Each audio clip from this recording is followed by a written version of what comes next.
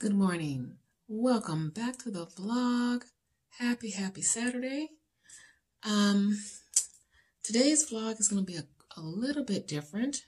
We do have a tiny meal prep, but I am thinking of putting those meal prep on hiatus because at least till I get back to home base in Washington, because they've just been on repeat and nobody wants to keep tuning in to see me do the same meal prep. I'm kind of a creature of habit. I will go weeks, even sometimes months, eating the same thing, and no one wants to see that. That's kind of how I roll with things.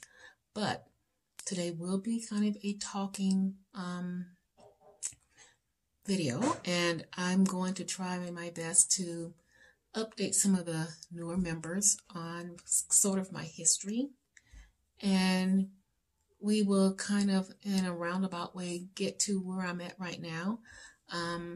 So hopefully I'm going to try to make this as condensed as possible, and also talk about some of my views on how I feel about the whole health at every size, body positive stuff, all of that colliding together. So let me get right into it. So, to start way back, I'm going to, let's see, probably 15 years ago. Super morbidly obese. I am about barely 5 feet tall. At my highest weight, I want to say 261 or pushing 262. It was pretty bad.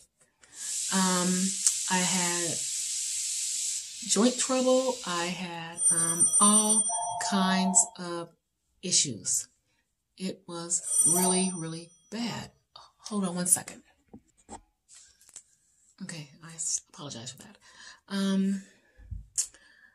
At one point I had trouble, I'm going to say, with breathing. It would happen mostly at night when I'm laying down. It would be almost like I had trouble catching my breath sometimes, and it would wake me up out of sleep, almost like for a second my heart stopped or something. It was just weird. I went to the doctor, got numerous tests. No, couldn't figure it out. I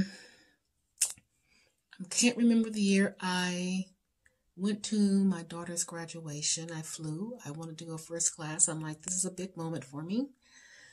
Seatbelts didn't fit. I was horrified. I attend the graduation. Later that night, my daughter sits me down and talks to me and said, "Mom, I'm worried about you. You're snoring. You're very overweight. You're going to die in your sleep."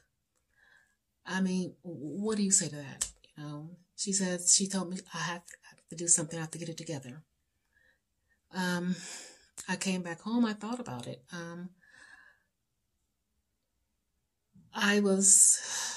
I knew I was at a bad point. I just wasn't willing to accept it, I guess, yet. I had a lot of weaknesses at that point, especially around food.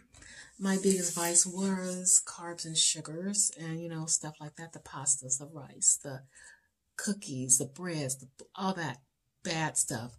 So when you're looking at the standard American diet, that pyramid is going to kill a lot of people. If you're going by that standard American diet and that pyramid is telling you what you should eat at that bottom level, ignore the hell out of it. It's going to kill you. It's going to get you addicted to all the bad crap. So, out of paranoia at that point, I called one of these, I'm just going to say it, Sonabello. I called Sonabello thinking, okay, well, maybe they can help me. I'm wrong, ma'am. No. What they told me was, we cannot work with you because your BMI is too high. And I'm not going to say what my BMI was then, but it was horrible. It was bad. I started going through the motions of, okay, well, my only other alternative is weight loss surgery. So I did that. Now, the weight loss surgery was a double-edged sword. It kind of kicked me into gear, but it also left me with some issues around digestion and malabsorption. So I think weight loss surgery can be an option, but the way they do it, I think they could do a better job at it. I'll put it that way. So it's a process to get that type of a surgery, and they heavily focus on if you are a smoker or a drinker. Now, you do go through what they call a psychological evaluation. You see a person for about maybe an hour. They talk with you at the end. That part should be a lot more strict, and it should span over a couple of months, because if you're going to be successful in that with that weight loss surgery, you have to get to the root cause of why are you overeating? Why are you depending on these foods so heavily? It doesn't address any of that.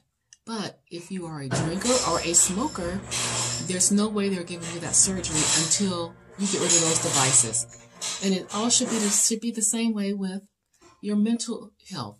Whatever the issues are that's causing you to have to need the surgery, you need to be able to get past that to be successful.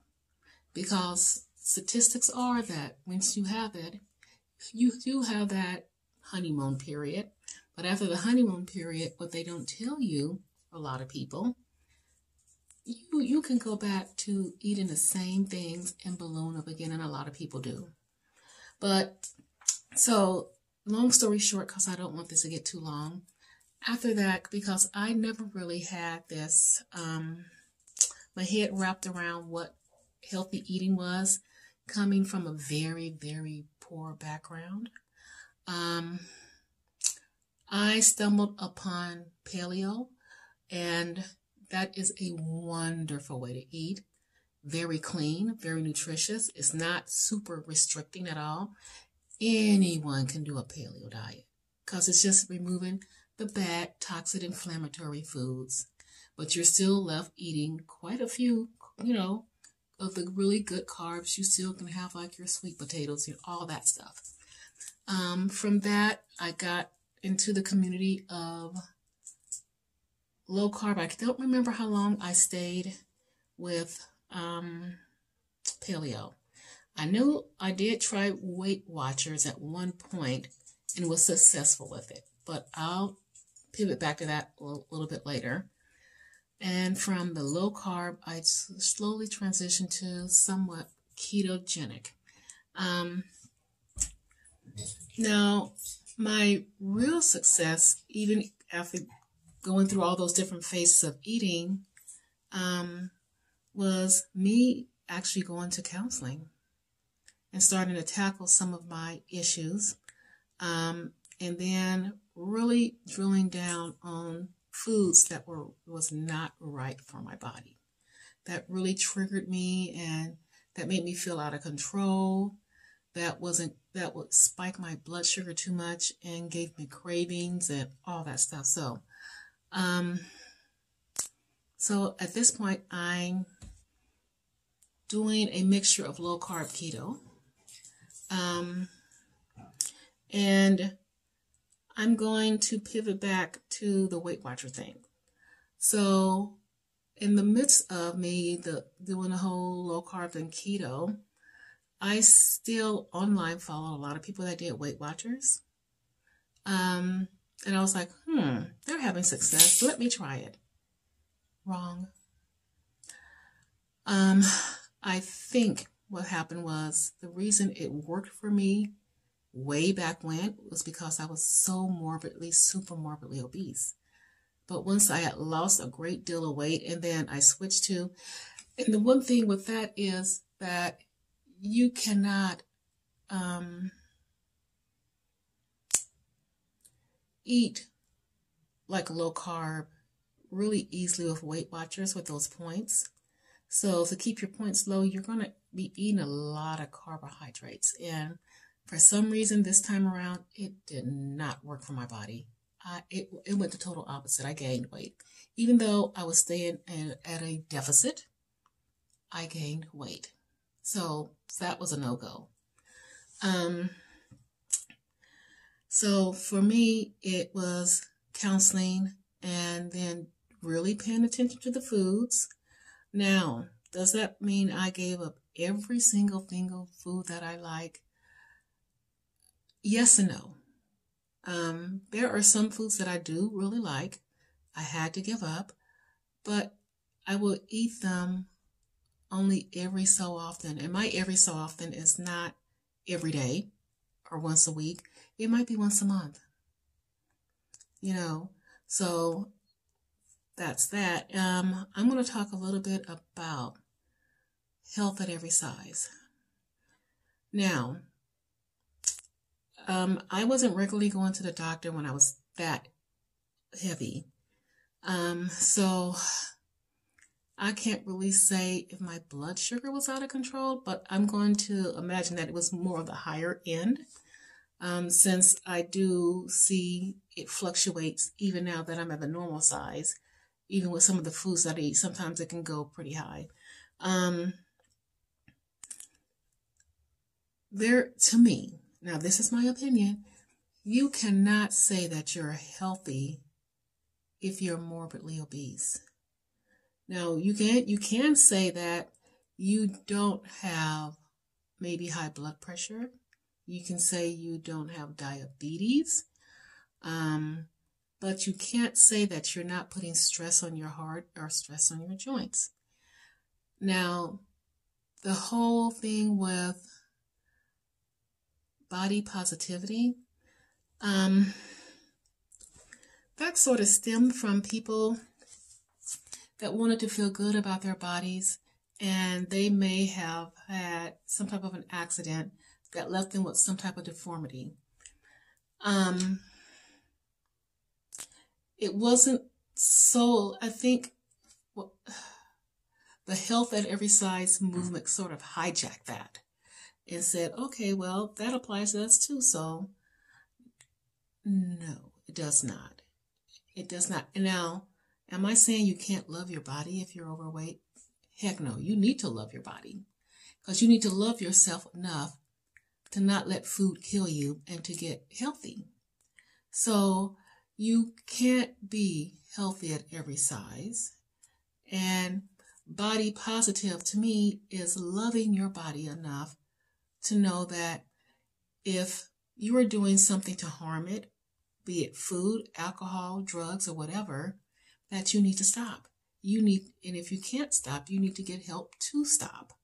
To me, that's what body positive is loving your body and trying to do the right thing by it and putting the best things you can in it. It took me a while to really get to that point. When I was really obese, I was in a bad place. Even mentally, I was in a bad place. There were days, more often than not, my spouse had no idea how much I was eating. I would get up, drive to work. Before getting into work at about 7 in the morning, I would hit Jack in the Box because they were 24 hours. So I would be getting a burger and fries and a soda. By the time I got to work, that was gone. And at that time, the office I was in,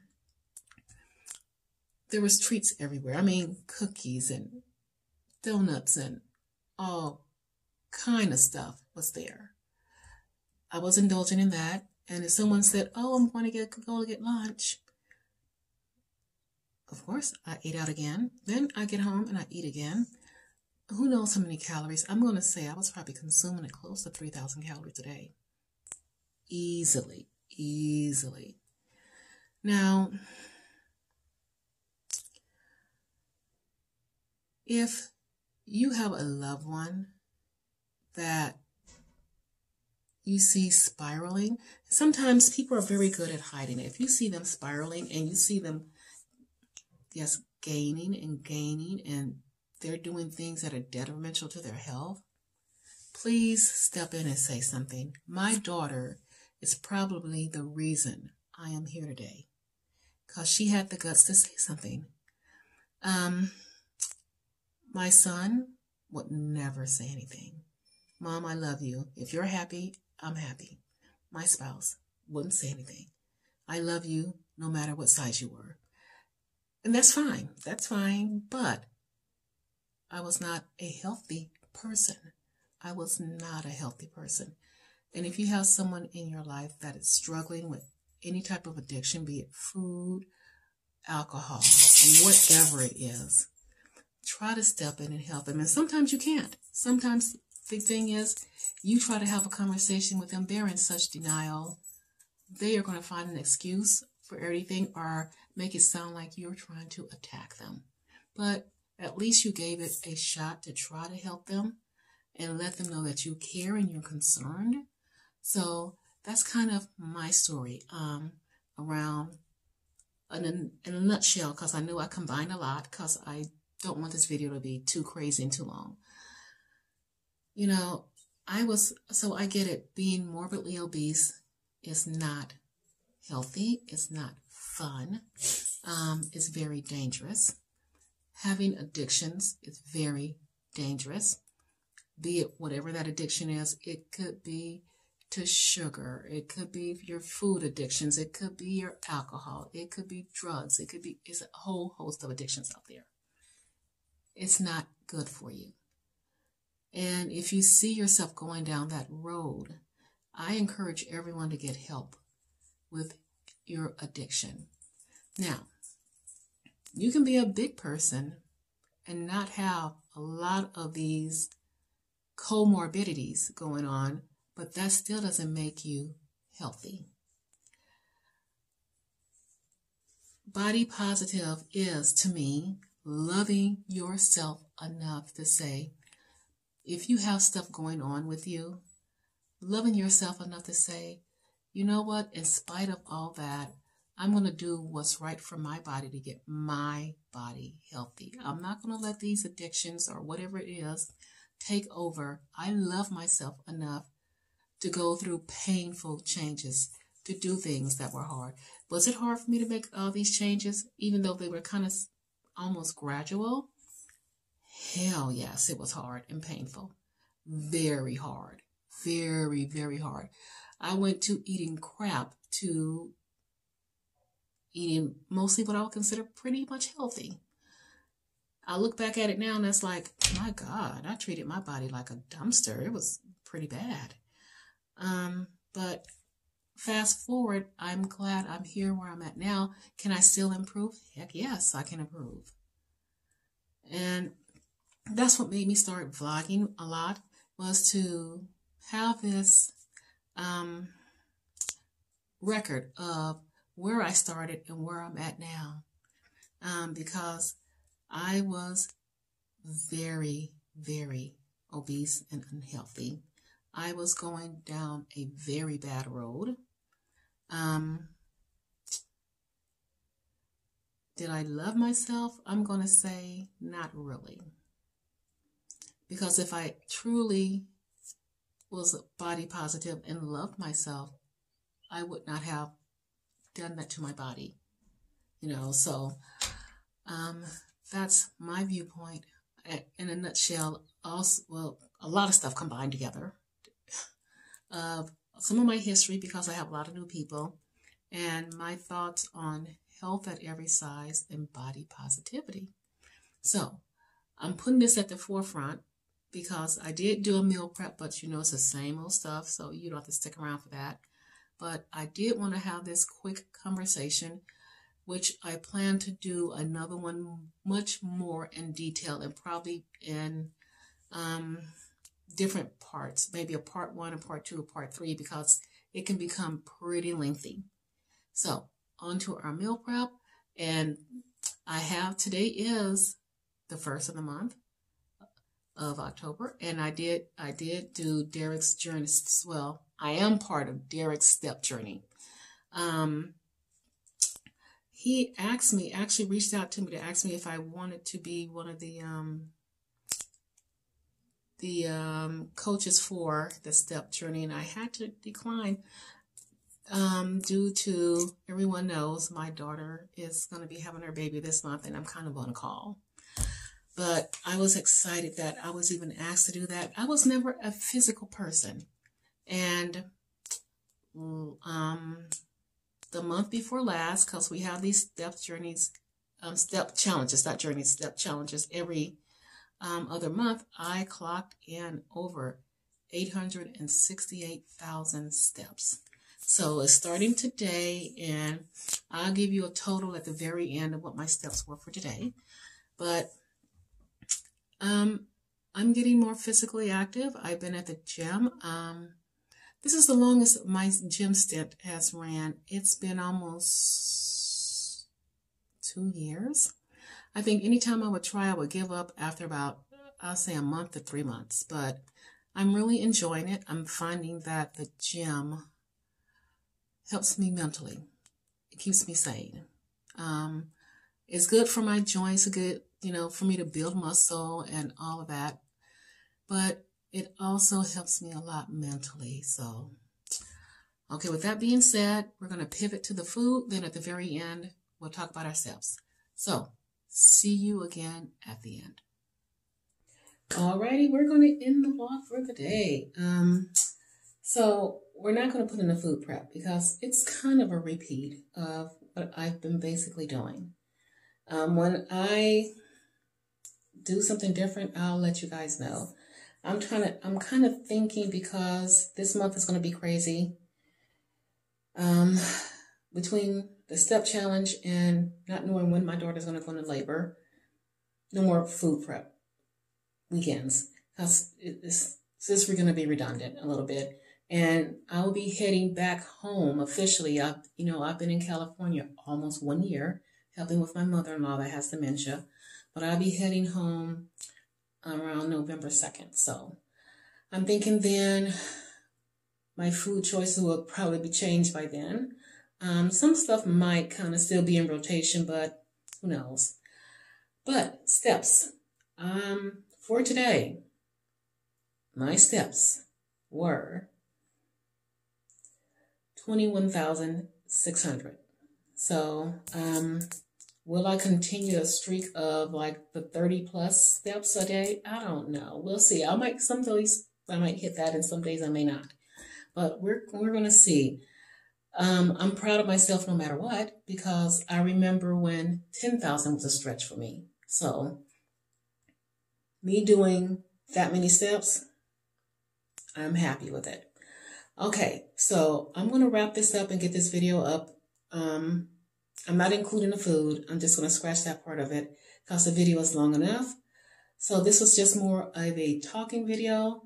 I hope you enjoy. Let me know if you like videos like this down below. Comment below your thoughts. Comment below on your thoughts around body positivity and health at every size. And if you have struggled with weight loss, if you do videos, point me to where your videos are, or if you plan to do one, or if you're struggling, maybe let me know down below, because we're here to encourage and help each other to get on the right path and to be strong. And with that being said, I am going to close this video out, and I will be seeing you guys next week. Bye-bye.